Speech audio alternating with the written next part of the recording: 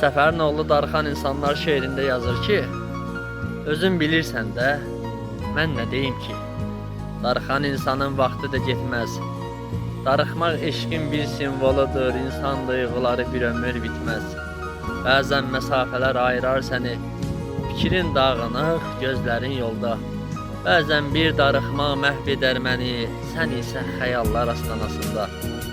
Darxan insanlar dəli kimidir, o an nə eyləyər özü də bilməz.